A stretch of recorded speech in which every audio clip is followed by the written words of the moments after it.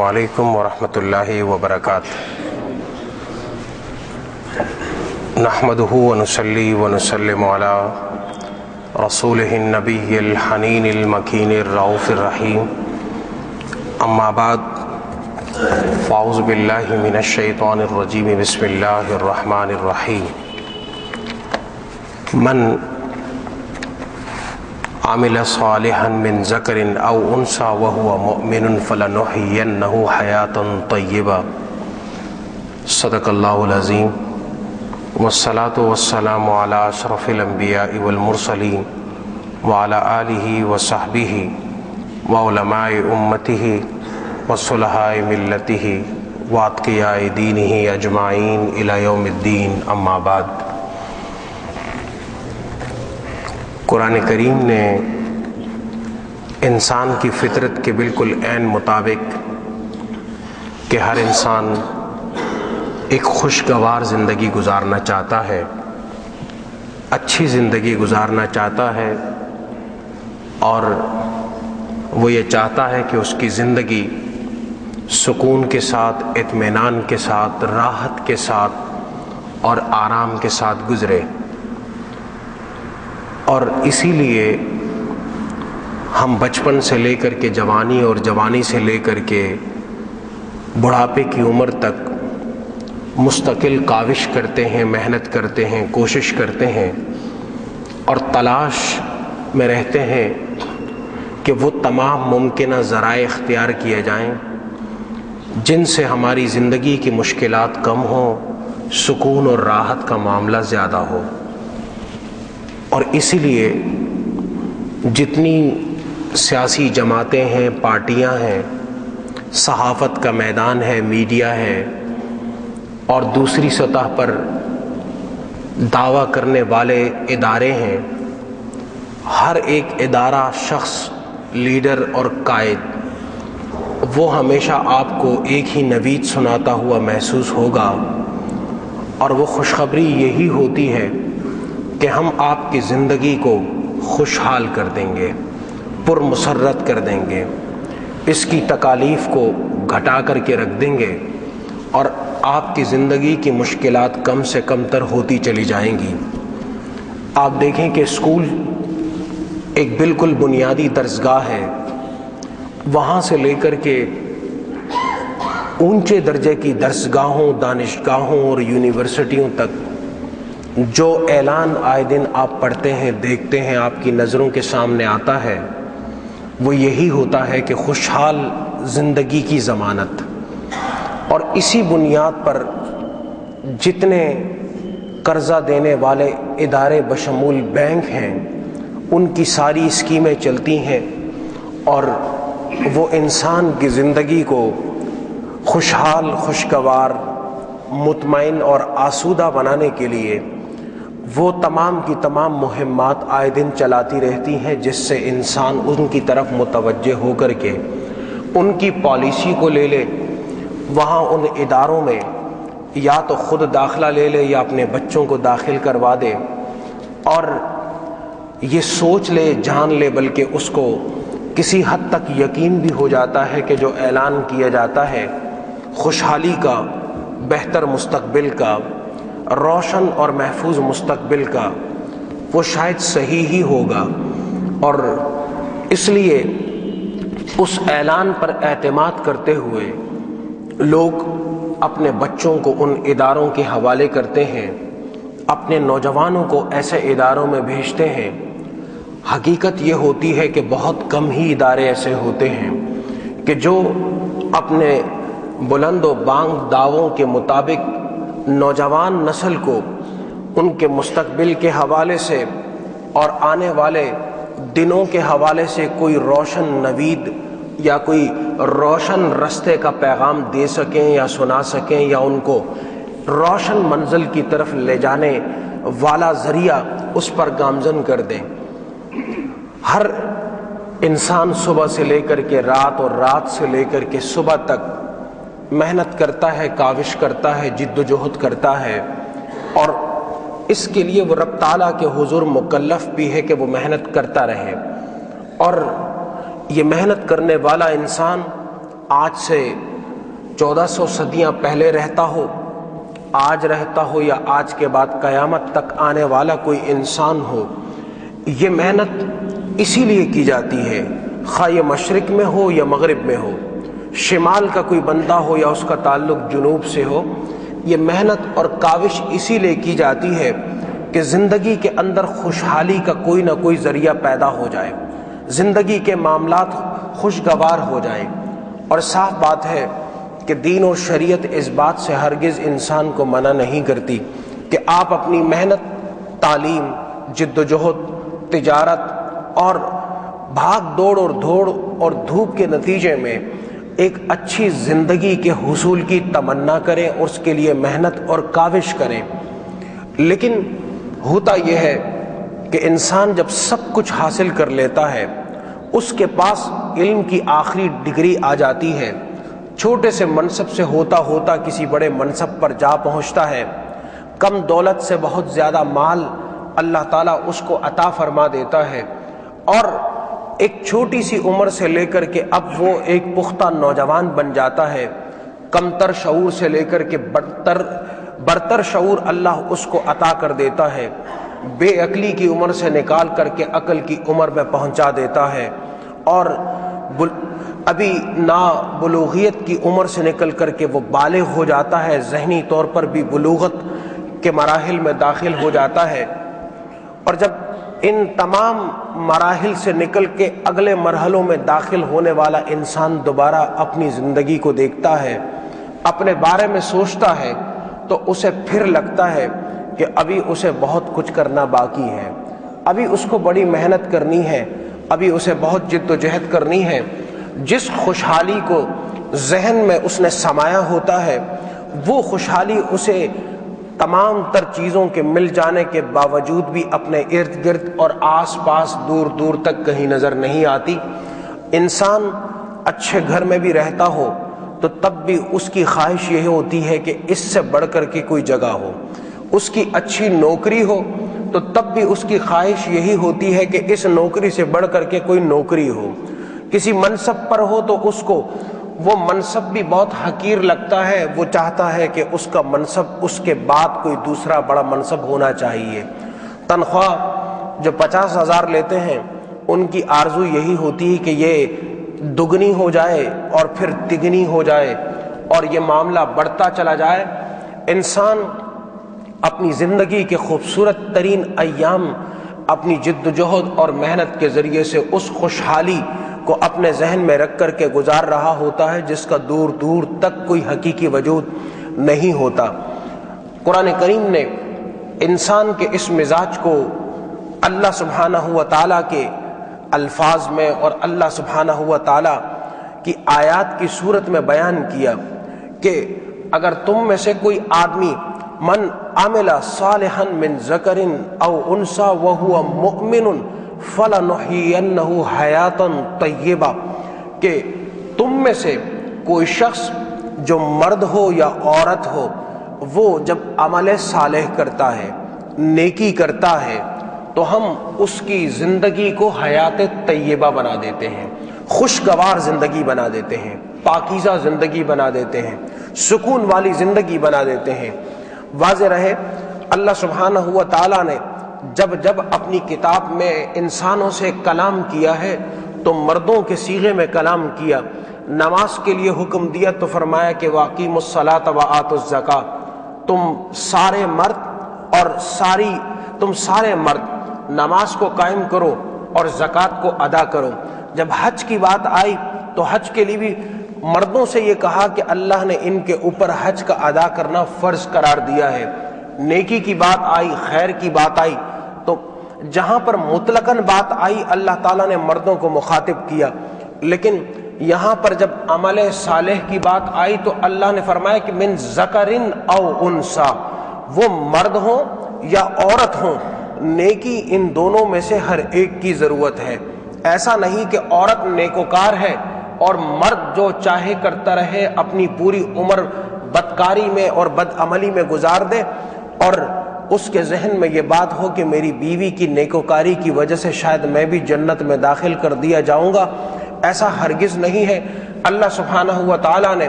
ہر انسان کو خود اپنی ذات اور اس کے اعمال،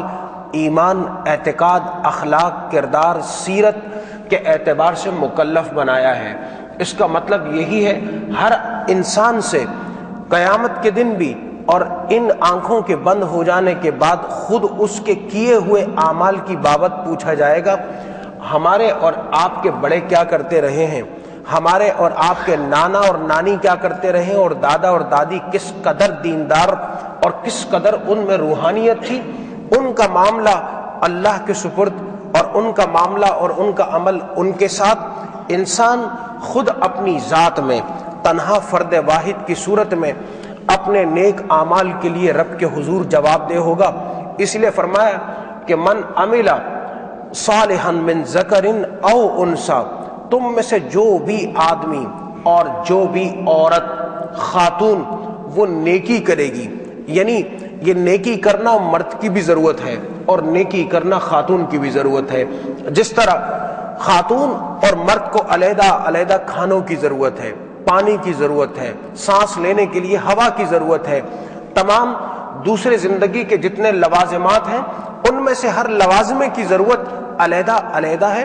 بالکل اسی طریقے سے خواہ مرد ہو یا عورت ہو، وہ چھوٹی عمر کے ہوں یا بڑی عمر کے ہوں، ان کے لیے نیکی خود اپنے دائرے میں اور اپنے دائرہ کار کے اندر رہ کر کے کرنا، یہ ان کی بنیادی ضرورت ہے، ان کی روحانی ضرورت ہے، ان کی قلبی اور ایمانی ضرورت ہے، اور زندگی کو گزارنے کے لیے یہی سلیقہ ہے اور یہی طریقہ ہے۔ اللہ سبحانہ و تعالیٰ ارشاد فرماتا ہے کہ اس کے نتیجے میں ہم آپ کو کون سی نعمت دیں گے، فرمایا کہ فَلَنُحْيِيَنَّهُ حَيَاةً طَيِّبَةً، ہم ایسا کام کرنے والوں کو، ایسی نیکیاں کرنے والوں کو خوشگوار زندگی سے سب سے پہلے دنیا ہی میں نواز دیں گے۔ دنیا کے اندر اگر کسی شخص کو اللہ تعالیٰ زندگی کا اطمینان عطا فرما دیتا ہے، زندگی اس کی خوشگوار بنا دی جاتی ہے، اس سے بڑھ کر کے کوئی دولت نہیں ہو سکتی، کیونکہ انسان اپنی پوری زندگی لگا کر کے اور اپنے تمام کی تمام جد و جہد کرنے کے بعد بھی وہ دیکھتا ہے کہ جو کچھ اس کے آس پاس اور دائیں بائیں ہیں ان چیزوں سے اس کا دل مطمئن نہیں ہو رہا ہے، اس سے اس کو اطمینان قلب کہ وہ دولت جو ایک مسلمان کا خاصہ رہی ہے اور ہونی چاہیے، اس سے وہ اب تک محروم ہے۔ گاڑی ہے تو تب بھی پریشان ہے، گھر ہے تو تب بھی پریشان ہے، اولاد ہے تو تب بھی پریشان ہے، اہلیہ ہے تو تب بھی پریشان ہے، عزیز و اقارب و رشتہ داروں کے ساتھ تعلقات اچھے ہیں تو تب بھی پریشانی ہے،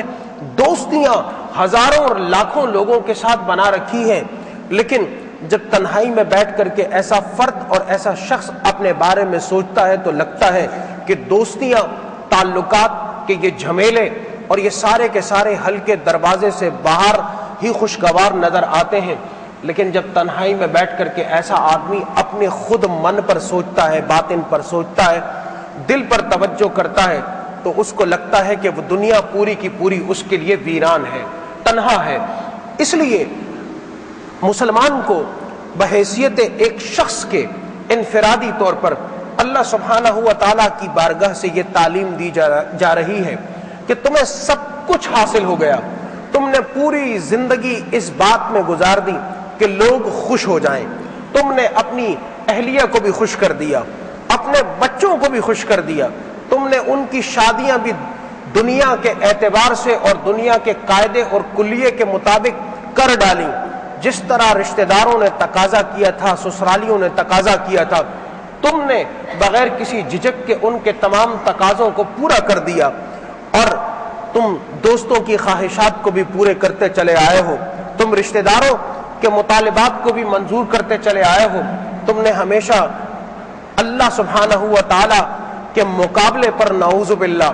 دوسروں کی رضامندی کو ترجیح دی، دوسروں کی چاہتوں کو تم نے زیادہ سے زیادہ مکمل اور پورا کرنے کی کوشش کی، لیکن اللہ سبحانہ و تعالی اس آیہ مبارکہ میں یہ ارشاد فرماتا ہے کہ ان لوگوں کی چاہتوں کو تم جس حد تک بھی مکمل کر لو اور جتنا بھی ان کے مطالبات کے مطابق اپنے آپ کو ڈھال لو اور پوری زندگی ان کو رضا اور ان کو راضی کرنے کے لیے تگ و دو اور کوشش کر لو، لیکن نتیجہ کیا نکلتا ہے؟ نتیجہ یہی ہوتا ہے کہ انما اموالکم واولادکم فتنہ، کہ تمہاری اولاد اور تمہارا مال، اس مال کے اندر ہر وہ چیز شامل ہے جو سامنے نظر آتی ہو، جو انسان نے دوسروں کی نگاہوں سے چھپا کر کے کہیں پر رکھی ہوئی ہو، وہ بینکوں کی دولت ہو، وہ گاڑیوں کی شکل ہو، وہ جائیداد ہو، مکان ہو، دکان ہو، پلاٹ ہو، کوئی بھی چیز ہو، لیکن وہ سب کی سب اس چیز کے اندر شامل ہے کہ ان سے انسان مزید مبتلا آزمائش ضرور ہوتا ہے، آزمائش کے چنگل سے نکل نہیں پاتا۔ انسانوں کے اس دنیاوی چنگل سے نکلنے کا واحد طریقہ کیا ہے کہ قرآن کریم نے فرمایا کہ وہ عمل صالح ہے۔ اور یاد رہے کہ ہم جب عمل صالح کہتے ہیں تو ذہن میں عمل صالح کا ایک تصور یہ پیدا ہوتا ہے کہ کسی نے نماز پڑھ لی تو سب سے بڑا عمل صالح کر ڈالا، کسی نے زکوٰۃ ادا کر دی تو عمل صالح ہو گیا، کسی نے استطاعت کے بعد حج کو ادا کر لیا تو عمل صالح ہو چکا۔ ارے یہ سب کے سب فرائض تھے، اس کو تو ایک مسلمان کو برتنا ہی تھا، ان کو تو ادا کرنا ہی تھا۔ عمل صالح کا مطلب قرآن کی اصطلاح میں، حدیث کی اصطلاح میں وہ یہ ہے کہ آپ صبح سے لے کر کے رات تک کی زندگی کو اللہ کی رضا کے مطابق گزاریں، اور رات سے لے کر کے صبح تک کی زندگی آپ کی رب کے رضا کے مطابق گزر رہی ہو۔ آپ کی نظر کہاں پڑتی ہے؟ آپ سنتے کیا ہیں؟ آپ بولتے کیا ہیں؟ آپ کے حلق سے کون سے نوالے اتر رہے ہیں؟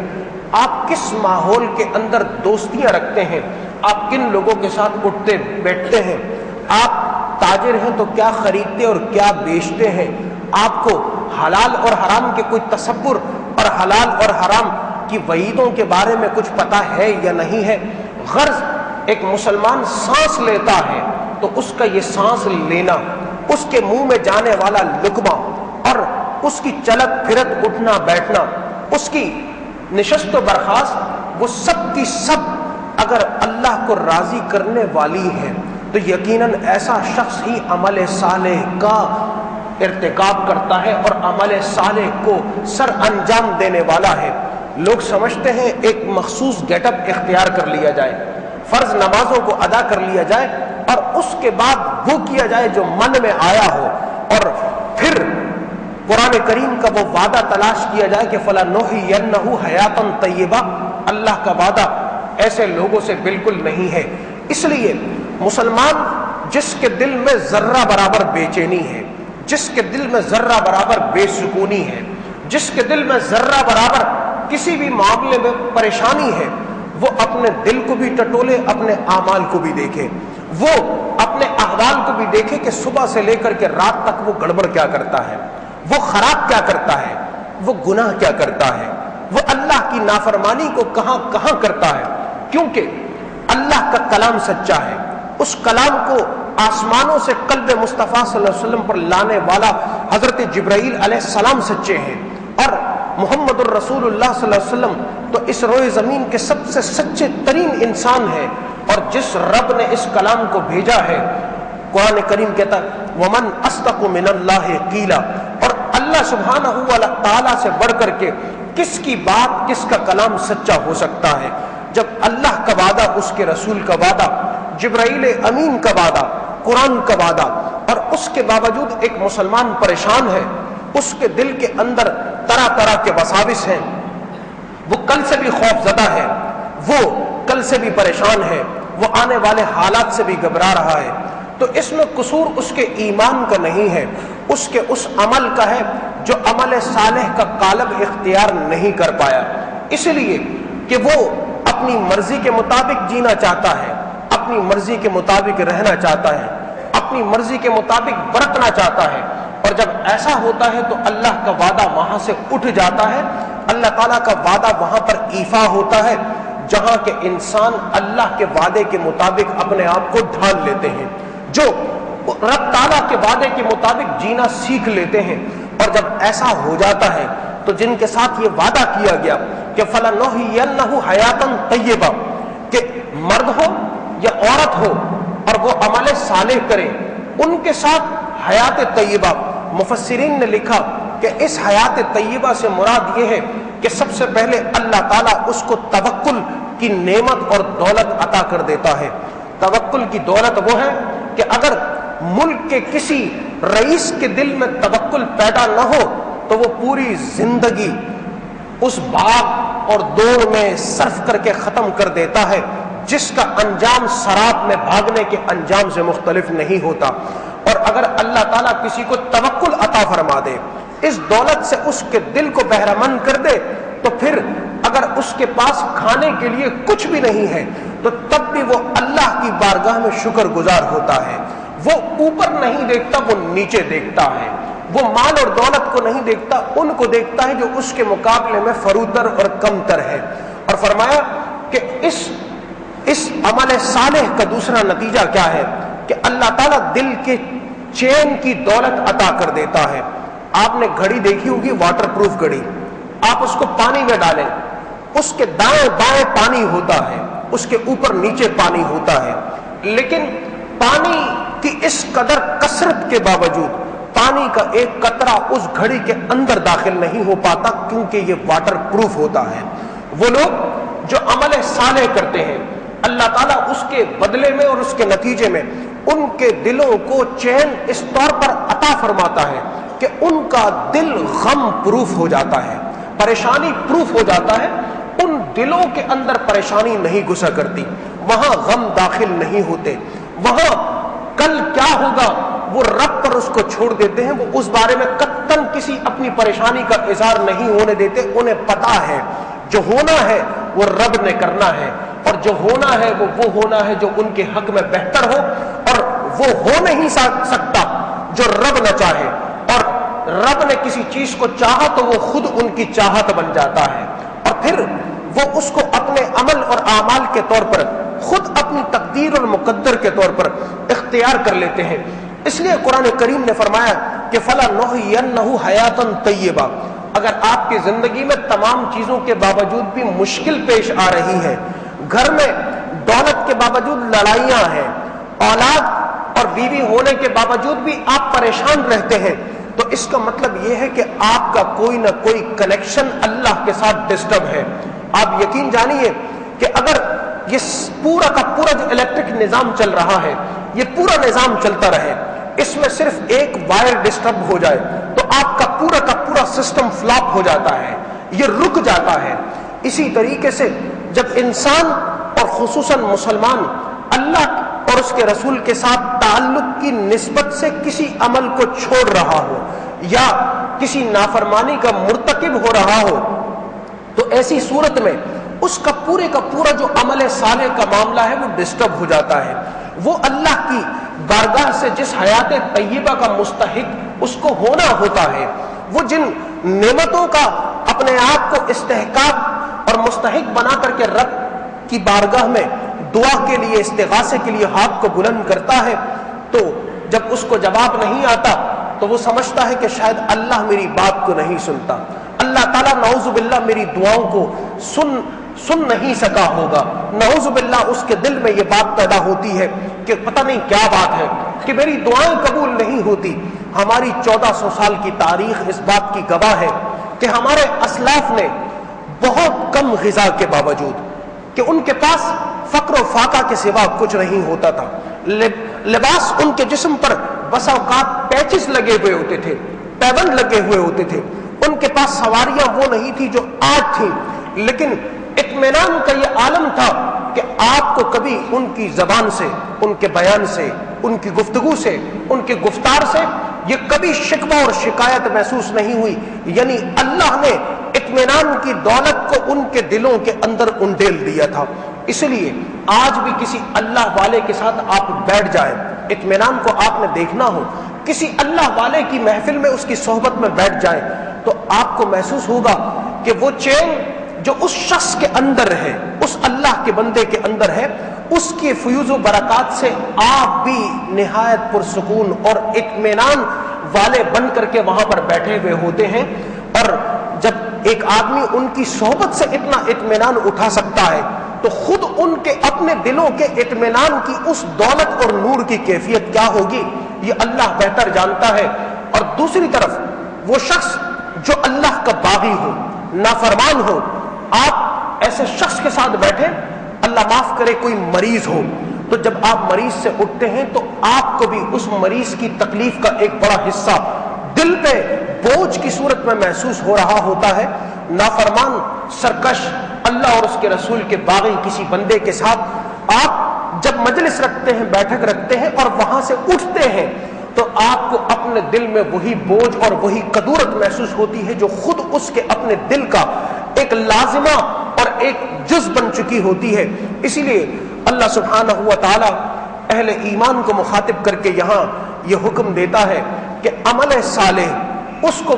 مرد اور عورت دونوں کرتے رہیں، اور کتنا کرتے رہیں؟ تواتر کے ساتھ کرتے رہیں۔ کب کرتے رہیں؟ صبح سے لے کر کے رات اور رات سے لے کر کے صبح تک ان کی زندگی اس عمل صالح کی کیفیت میں گزرتی ہو۔ اپنی سانس کا بھی دھیان رکھیں، اپنی سوچ کا بھی خیال رکھیں، اپنی نظر کو بھی پرکھیں، اپنی سماعتوں کو بھی ملاحظہ کریں، اپنے کاروباروں کو بھی دیکھیں۔ تمام چیزوں کے اوپر جب ان کی نظر ایک انسان کی سطح پہ مکمل ہو جائے تو پھر اللہ سبحانہ و تعالیٰ کا یہ وعدہ وہ خود اپنی ان آنکھوں سے اور جسمانی اعضاء کے ذریعے سے محسوس کریں کہ فَلَنُحْيِيَنَّهُ حَيَاةً طَيِّبَةً، کہ ہم ایسے لوگوں کو اس دنیا کے اندر خوشگوار زندگی کا انعام عطا کرنے والے ہیں۔ اللہ تعالیٰ